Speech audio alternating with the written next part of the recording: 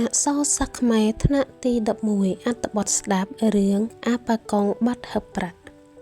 សង្ខេបរឿងជនកំណាញ់អាប៉ាកុងជាជនកំណាញ់មានអាយុជាង60ឆ្នាំ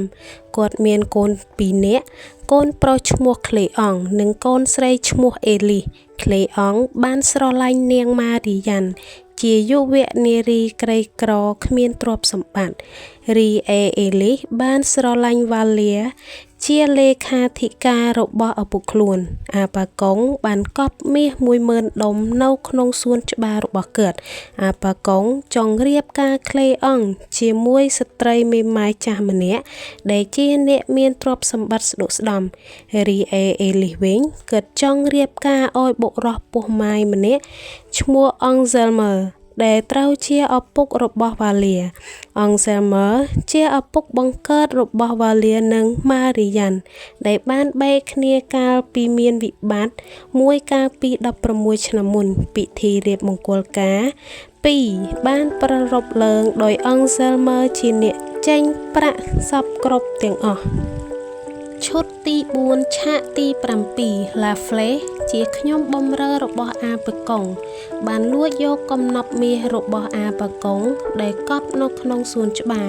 អាប៉ាកុងបានដឹងថាកំណប់មាសរបស់ខ្លួនត្រូវគេលួចបាត់ក៏មានអារម្មណ៍រវើរវាយនិយាយតែម្នាក់ឯងអាប៉ាកុងស្រែកថាចោតាំងពីក្នុងសួនមកនៅក្បាលកើតគ្មានមួកទេចូលប្លន់ខ្ញុំហើយគេសម្លាប់ខ្ញុំហើយជួយផងម្ចាស់ថ្លៃអើយជួយផងខ្ញុំងាប់ហើយខ្ញុំដាច់ខ្យល់ស្លាប់ហើយគេកាត់កខ្ញុំគេលួចខ្ញុំហើយអ្នកណាអីចេះលោកអើយវាคล้ายទៅជាអេម៉េចទៅហើយវាទៅណាហើយវាពួនឯណាធ្វើម៉េចឯងចេះខ្ញុំដើម្បីរកវាឲ្យឃើញរត់ទៅខាងណាហើយខាងណាដែលមិនត្រូវរត់ទៅវាមាននៅឯណោះទេនៅឯនេះទេដឹងនោះណានោះចាប់វាឲ្យលុយអញមកវិញអាមេប្លន់ចាប់ដៃខ្លួនឯងអូខ្ញុំទេតើវិលខួរឲ្យខ្ញុំលែងដឹងខ្លួនថានៅឯណាហើយលែងដឹងថាខ្ញុំនេះជាអ្នកណាកំពុងធ្វើអ្វីហើយព្រះម្ចាស់ថ្លៃអើយកំណប់លុយដល់កំសត់អើយមនាលលុយដល់កំសត់មនាលមិត្តជាទីស្នេហាគេបំបែកខ្ញុំ2នាក់អត់2នាក់ទៅខ្ញុំបាក់ជន្ទល់ហើយលែងមានអ្នកលួងហើយអស់ក្តីសប្បាយអស់ផ្លូវឲ្យខ្ញុំជីវិតខ្ញុំអស់ន័យហើយនៅលើលោកនេះអូកំណប់លុយគ្មានអ្នកខ្ញុំរស់នៅតទៀតមិនកើតទេឃើញទេខ្ញុំហេវហើយខ្ញុំដាច់ខ្យល់ហើយខ្ញុំស្លាប់ហើយគេកប់ខ្ញុំហើយតើលោកអ្នកណាអាចប្រោះខ្ញុំឲ្យរស់នៅឡើងវិញដោយយកហឹបលុយមកប្រគល់ឲ្យខ្ញុំវិញបានទេឬក៏គ្រាន់តែប្រាប់ថាអ្នកណាយកទៅក៏បានដែរម៉េចអ្នកណាថាម៉េចអត់អ្នកណាឆ្លើយសោះច្បាស់គេឆ្មក់ចំពេលដែលខ្ញុំកំពុងឆ្លោះជាមួយអាកូនចុងគួតរបស់ខ្ញុំហើយមើលទៅខ្ញុំទៅប្តឹងតុលាការសិន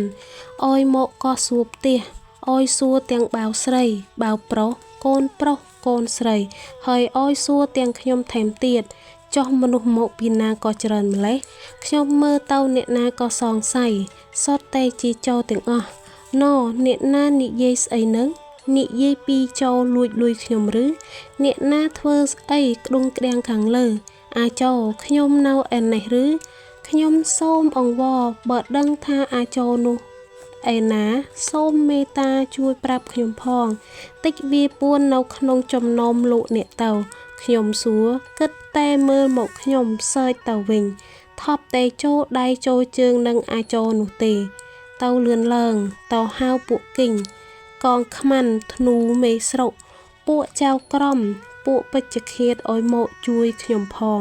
ខ្ញុំចង់ប្តឹងឲ្យគេព្យួរកមកនោះទាំងអស់ហើយបើនៅតែរកលុយខ្ញុំមិនឃើញព្យួរកទាំងខ្លួនឯងថែមទៀត